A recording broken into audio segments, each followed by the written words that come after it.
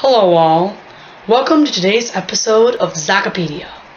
I'm Professor Zach, and today we're going to discuss the history and formation of Tanzania. Now, once again, why would I teach a lesson on Tanzania? I mean, we know it's a country in Africa and all, but what's so important about it? Well, we want to know about its foundation. Well, just like our last episode on Iceland, there was a lot more history to Tanzania than you might think.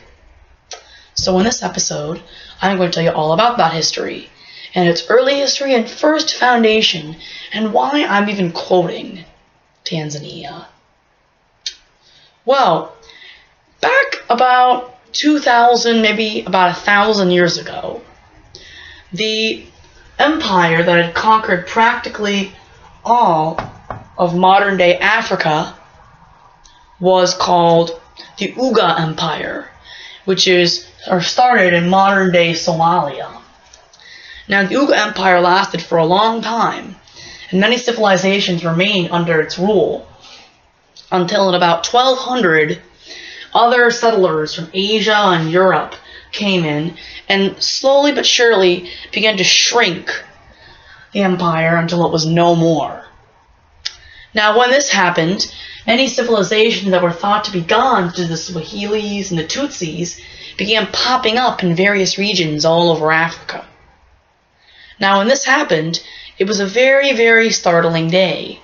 And one day, at around 1200, a piece of the Swahili people, who lived in Ethiopia, Kenya, and Uganda, moved down to modern-day Tanzania and created their own kingdom, which they called Tanganyika, after the river Tanganyika, which flowed through the land of modern-day Tanzania.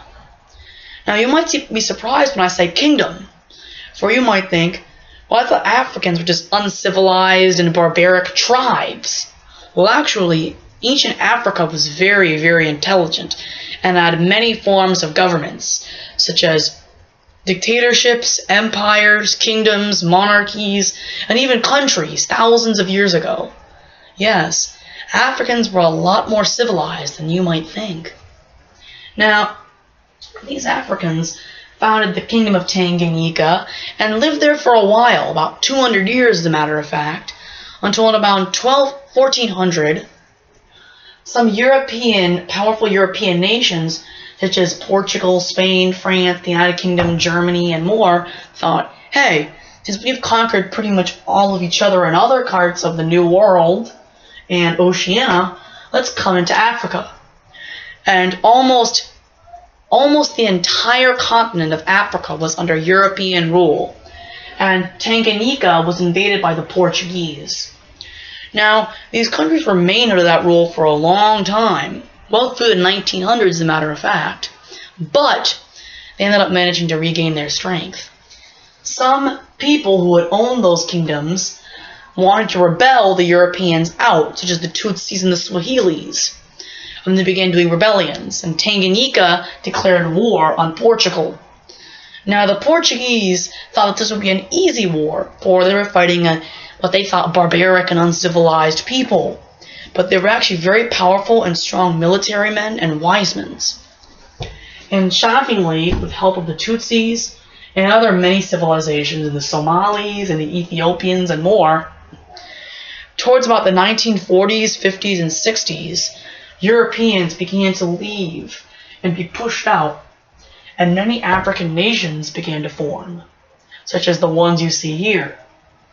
Now, when Tanzania became independent in 1947, it was still called Tanganyika. However, there was another small island nation right off the coast of Tanzania called Zanzibar. Now, Zanzibar was an island nation that was very powerful, and it was also its own monarchy.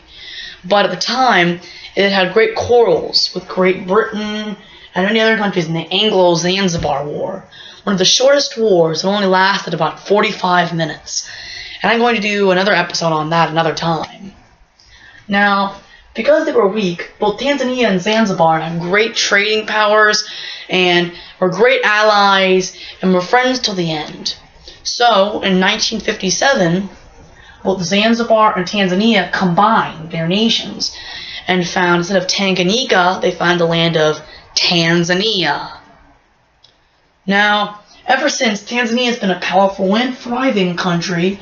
Though it has been some poverty and bad economics have overswayed it, it's still doing pretty good for an African nation. I just fell, but came right back up like the Tanzanians. Now, unfortunately, there has been some controversy that I've been talking about, such as how Tanzania has had terrorist attacks.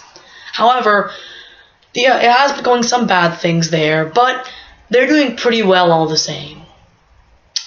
Well, I hope this video taught you a lot about Tanzania and its history. And I hope that you will use it a long time and remember my name when it comes into handy.